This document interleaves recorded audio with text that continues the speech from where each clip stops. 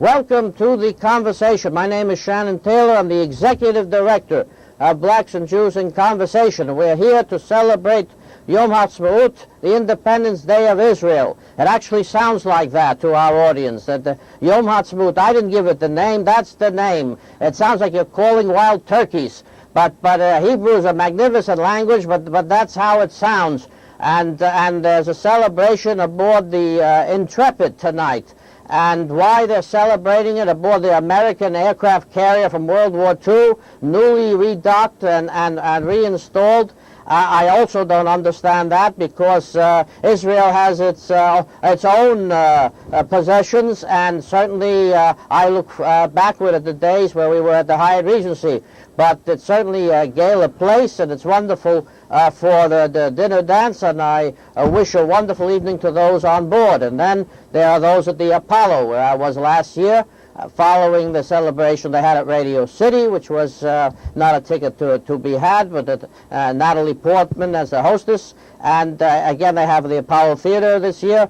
And I skipped them both to come and do this show in honor of Israel Independence Day. And I have as our guest Joseph Schiff, and whose spouse, Penny, was at one time the assistant director in charge of tours at the Y when we did 10 years of tours, our organization. We did it of the courts. He actually persuaded me, together with Ms. Engel, to do tours of the night court, of the arraignments, of Washington Heights, of all kinds of ethnic neighborhoods.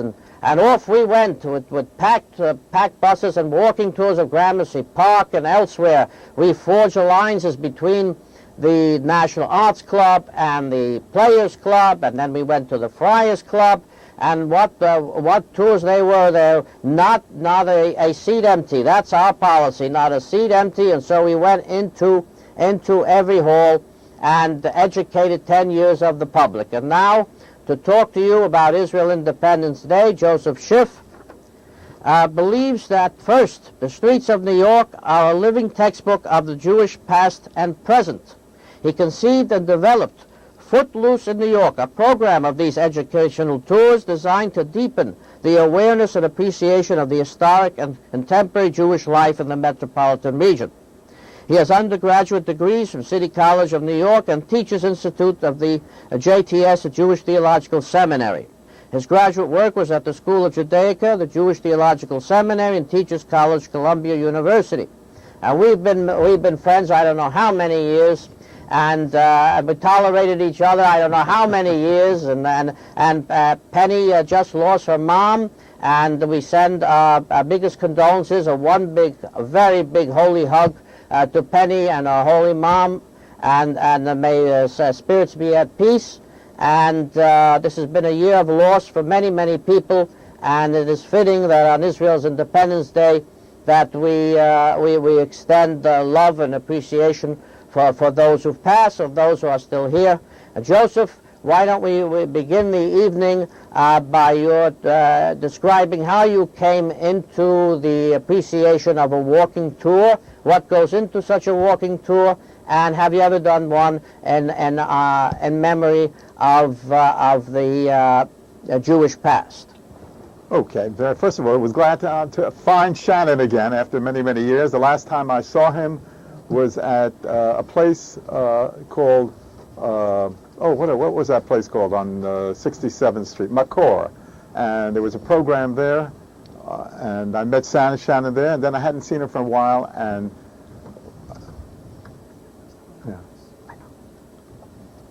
then I met him again in the synagogue this past Shabbat, and it was a wonderful reunion. Now, in the late 1970s, I was the director of the West Side Jewish Community Council. That's when the people thought that the Upper West Side was going to go kaput, and particularly some of the Jewish synagogues and organizations were having some problems. And I was asked to be the director there to know what was going on in the streets and to see if I could bring together the Jewish community with other communities in order to better life on the Upper West Side. Because if you lived there in the 1970s, you know that it was not that great. I was there in 1976 when the United Nations came out condemning Israel. They called Israel is Zionism. Zionism is racism.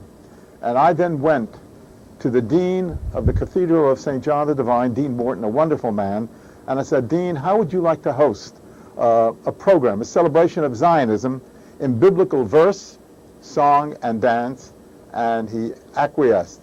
And we had that program at the Cathedral of St. John the Divine. I got wine from some of the kosher wineries of Israel. I got cheese from them. I had a dance program, and I had singers, and I had Rabbi Edward Klein, formerly the deceased, who was the rabbi of the Stephen Wise Free Synagogue, and Dean Morton, and they read passages from the prophets. No speeches, nothing like that. So that was my introduction to being an activist on behalf of the State of Israel. But more important, or at least for me, I did something, about a year ago. You know that here in living in Manhattan, if you have a car, you have this affliction called alternate side of the street parking. And so two times a week, you have to move your car if you parked on the wrong side of the street, Monday and Thursday. And doing so, and waiting for an hour and a half between 11 and 12:30, you get to meet some of your neighbors on the street, and you sort of schmooze with them. And I met one guy, Hector. Hector was a nice guy, and when we would meet, we always talked about the same thing. If it was spring and summer, we talked about the Yankees and the Mets. And if it was fall and winter, we talked about the Giants and Jets. And that's good. One day, mitten drinnen, as they say in French, out of the blue, Hector comes to me, and this is what he says. I'll never forget it. He says, "What's with you Jews in Israel?"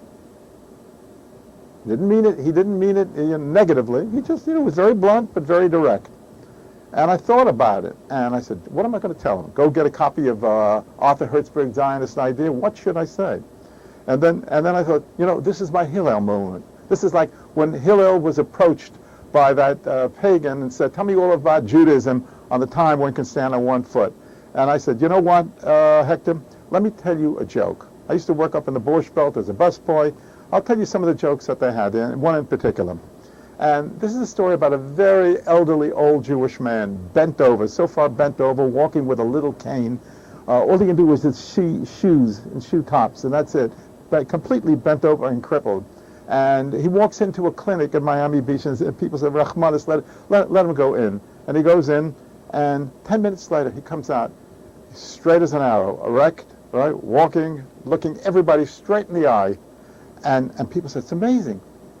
Amazing. What happened to him? And they said, all we did, we gave him a bigger cane.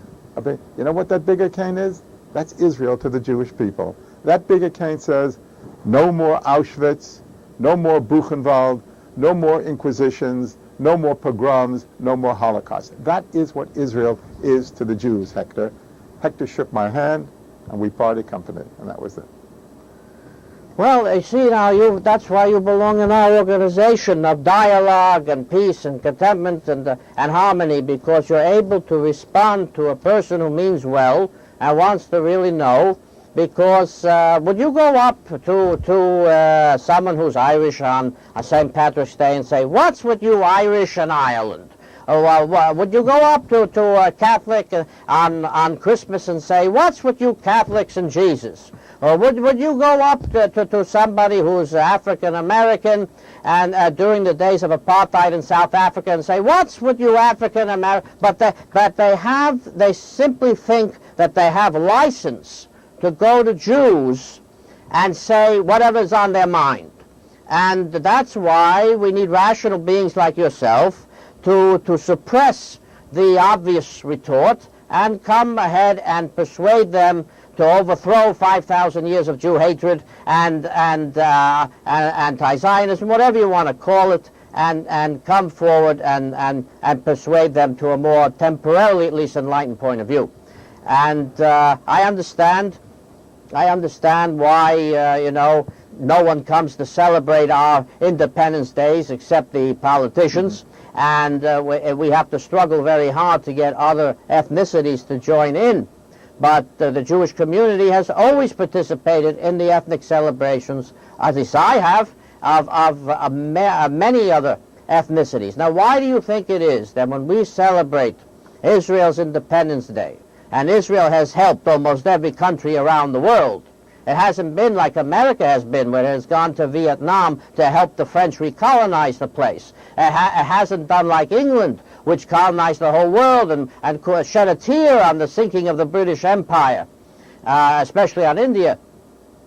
Israel has gone out and helped every major disaster. Mexico was the first one there, even in Iran, which told Israel where it could go. It offered assistance. Why is it that they don't reciprocate with at least a card and say, congratulations, Israel, on your Independence Day? Well, I'll tell you, I once took, when I was a teenager, I once took a bus ride overnight to Chicago. It was a Greyhound bus, and I'll never forget it. Some guy was sitting next to me and engages me in a conversation, and toward the middle of the conversation, he says, and what are you? I said, well, what do you mean, what am I? I'm an American. I was born here, and I'm an American citizen. He says, no, but what are you? I said, I'm Jewish. And he sort of looked askance, and he said, nah, well, that's okay. And I think that's what it is. For some reason, our history is such that we will always be a people apart, or seen by other people as a people apart. And we live with that. But we have the bigger Cain, and that's Israel. And at this point in time, what Israel represents is giving us that straight back and looking. I'll never forget this. Remember in 1967 or 68, there was a Vietnamese demonstration against the war in Vietnam, which I happen to be opposed to as well. But I was standing there with one of the New York's finest, a cop, and he was not happy with the demonstrators. And this is what he said to me, and I was ambivalent, but it was wonderful. He said, you know what we need here? We need a Moshe Dayan here. And I was thrilled by what he said that. So I think that we have come to that point. And that's what, to me, Yom HaHatzmaut represents. Number one, I see the closeness between the value system of the United States and of Israel. I mean, take the Liberty Bell, the Karatim Dror, B'chol Haaretz, and you shall proclaim liberty throughout the land. So that the values of the United States are almost biblical, and quite frankly, Zionism is biblical. So anytime somebody says to you Zionism is racism, correct them. Zionism is biblical. That's where it comes from. I want to talk to you about traffic, too. I know. We'll get to that's my favorite subject. Right. We have tried many times to enlist other communities, and in many cases it's ignorance, and they have their own problems. But I know in recent years there's been an upsurge in participation from the African American community, especially in music and dance and song. That's why we have events at the Apollo and elsewhere, and that's very positive. But it comes at an expense in terms of the Israeli programming of seeing Jewish music, traditional Jewish music, cantorial music or Yiddish music, and more after an upsurge from the Volksbühne and so on, you see that starting to fade.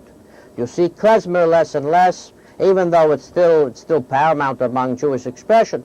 You see Jewish theater, thanks to people like Jeff Weisenfeld and Friedrich Winkel and so on.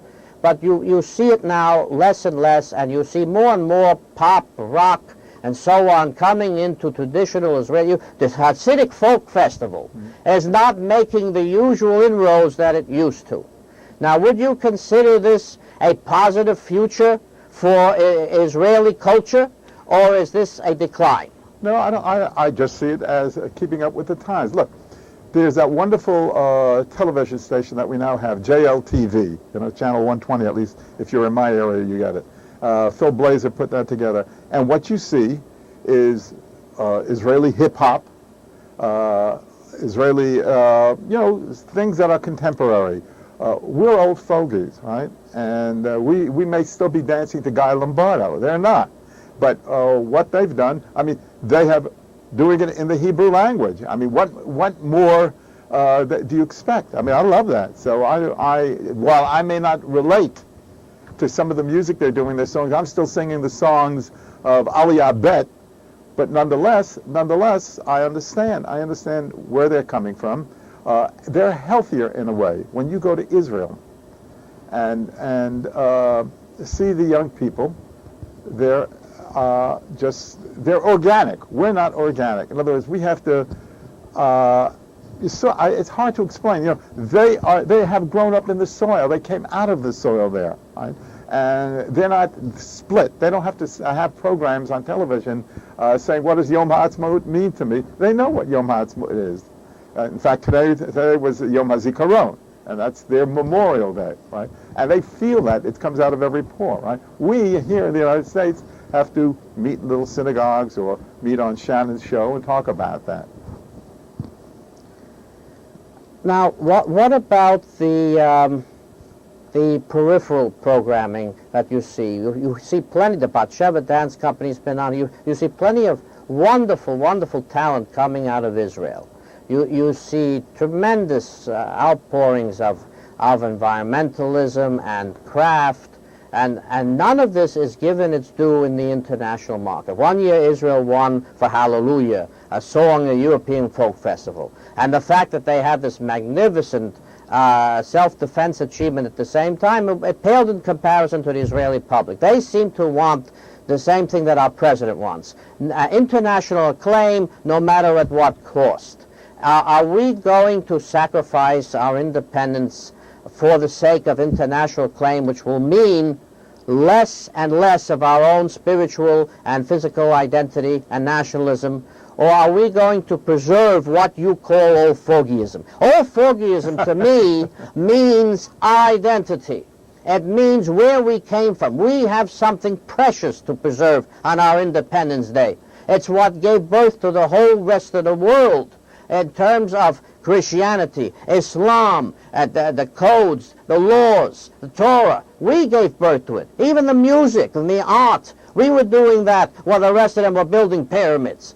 Now, do we sacrifice that to the noise that you hear all over the place and say the noise is popular? I mean, I was a rock drummer. I still recognize the importance of the classicists. Or are we going to simply fold camp and watch our Israel become another part of America? Well, you find me a station here in New York on AM that plays anything but, right, the kind of music that you don't like, right? The only guy who's playing it is a guy named Danny Stiles, who's like in his mid-80s, and he's on once a week, you know, like on NPR from 8 to 10 o'clock, and he will play the kind of music that you and I may be familiar with. But if you try it tonight, you find me one station that you can find Frank Sinatra singing on, or you can find, you know, all that kind of Cole Porter music. You don't have it, right? That's the times, right? So, and in Israel, it's the same as well. They have a program here called Shira B'Tzibur. It used to be in Makor, here on 67th Street, and when the building was sold, it has moved, I understand, to the 92nd Street Y. I used to go to Shira B'Tzibur, and I have to tell you, I didn't know one song there. I could fake it. I would sit there, they would put the lyrics up on a screen, and they would play. It's only when they did some of the oldies, like and for them it was oldies, Yerushalayim Shel Zahav, that I was able to participate. Every other song was, I mean, new to me, but that's their music, and I understand that because I'm not of that generation, and I'm willing to accept it. I'm willing to accept that there are changes, and that we will. But by the way, there is a renewal of Yiddish.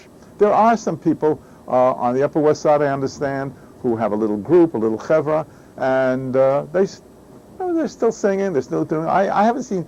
Klezmer is still with us. If you see it on Garrison Keeler's show, and once in a while he will have the Klezmer group on, then it's still a vital and viable form of music.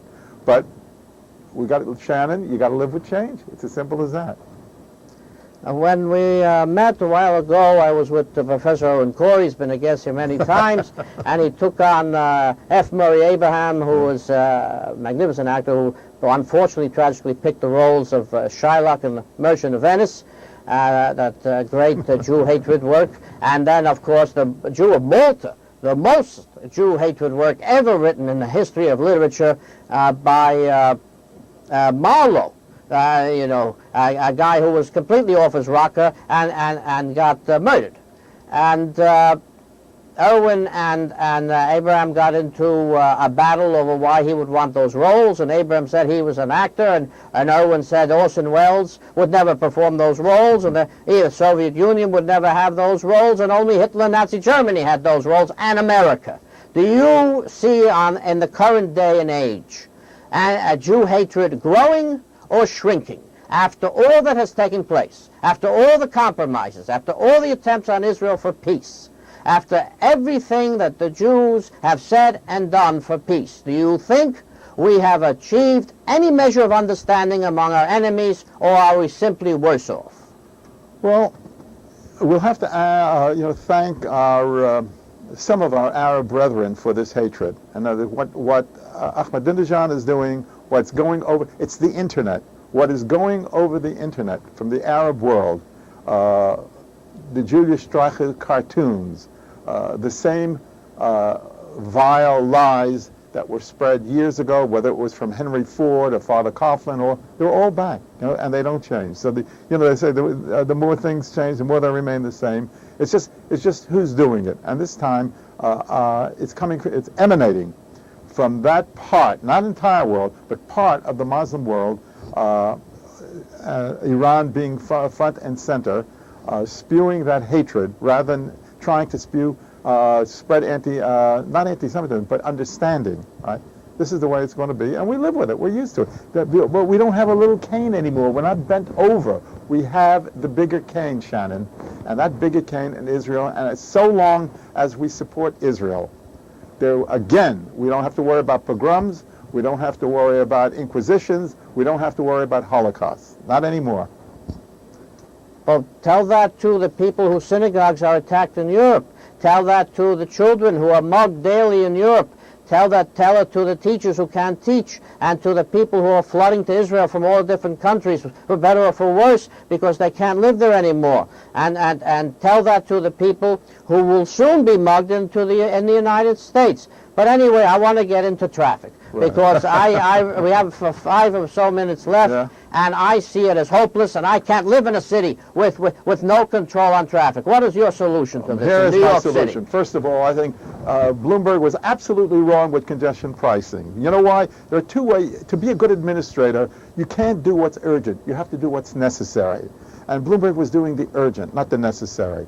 And it was unequitable. The whole plan was wrong. Here's what we have to do. In other words, there are two principles that we're concerned with. Number one, what we want is the efficient movement the efficient transport of people and of goods. That's number one. And number two, we want to clean the environment and get rid of the noxious fumes and gases. I'll give you an example of alternate side of street parking, which can be changed so easily. You have alternate side of street parking, very important, right? Very important, because we have to sweep the street. So between 11 and 12:30, I have to sit in a car, even if the sweeper has come. And I'm saying to myself, look what's happening here. In the wintertime, people are sitting in their cars, waiting till 12:30, even though the sweeper has come, and running their motors because it's cold, so they got their heaters going. In the summertime, the reverse. Waiting till 12:30, right? Running their motors because they're running their air conditioners. Right? And at the same time, you lose manpower. These people, whether they're plumbers or electricians, whoever it is, are sitting in their vehicles for an hour waiting for it to come. So what should you do? You know, we have modern technology today. And I told this to a sanitation man. Why do we need you to come around in a small car and give tickets? It's a very simple thing. Why not put a high-tech camera on the front of a sweeper, right? Let the sweeper come. If anybody is there in his way when he has to sweep the street, a photograph will be taken. The next day, the person who didn't move his vehicle will get a present of $200 fine, whatever it may be. It will never happen again, right? Then, once the sweeper has left, why do people have to sit in the car? Let them leave. Let them go and be productive. That's number one. Number two, in the so-called business zone that Mayor Bloomberg was talking about, it's a very simple matter again. They do it in India. Why can't we do it here? midnight, from midnight to 5 o'clock in the morning, have the big rigs, the big trucks coming in, delivering their goods, in by midnight, out by 5 o'clock in the morning. If you don't believe me, sit in on a bus with a bus driver, sit on we'll say the Lexington Avenue bus at 8 o'clock in the morning, or sit on the Madison Avenue bus going uptown at 8 o'clock in the morning, and see how 4 lanes become 1 lane, because there's a big, eight-wheeler on one side of the street, double park, another wheeler on the other side, double park, and you have 1 lane. So the first step is to have deliveries from midnight till 5 o'clock, the big trucks coming in and out by 5 o'clock in the morning. No blowing your horn, no running your motor. So people say, well, then the businesses have to stay open. Wonderful. We have unemployment. We'll put people to work, right? So they say, well, why should the business pay for it? So he won't pay for it. You give him a tax break. So it's a win-win. It's like in the Talmud. The Talmud says the best deal is zen neheneh v'zeh lo chaser. This one is satisfied, and this one is not losing anything by it, right? Because the problem is that everything is, we're going to tax them. We'll give them the money. We'll charge them $8. $8 not to go into the zone. You think that it will stop people? You got $8, you spring for it, so you're free to pollute and you're free to congest. You don't have the $8, you have to be a model citizen. So number 1, the first step is truck deliveries, midnight to 5 o'clock in the morning. Finished. They're out. Now, the next step. We're talking about how we will pay for the train system, for the subway system. I would charge people $2 only $2 to cross the East River bridges. Why? Because the person who's taking his car is getting the convenience of not having to stand in the subway, not having to wait for a subway. I'm not asking him to pay more. I'm asking him to pay the $2 that he normally would have to pay to take the train. That seems to be fair. And if he wants to amortize it, he can take 4 people in his car with him. We have less than a minute. Oh, okay. Well, that's a start. That's how I would start. And then the last thing I would do is probably ration cars. And that is 1 day a week. When it really gets bad, 1 day a week, you can't use your car. Shabbat for your car, right? You pick the day. Monday, Tuesday, Wednesday, Thursday, or Friday. Leave the car sitting still. That's it. Thank you. I have a solution, too. I have a solution that we have mass transit that works, and that we have subways that should have paid for themselves a long time ago, and subway workers that know their job, and bus drivers that don't take up the whole city, and intersections that are not clogged by 1 vehicle, and the taxis should not pay the burden for everybody else. And with that, we should have people accountable who are in charge of mass transit, and if they're not, they should be out. Amen. And no one should be re-elected unless they can solve public transportation. Thank you very much, Mr. Schiff. I look forward to our meeting again. Thank you very much. Welcome. Pleasure being here.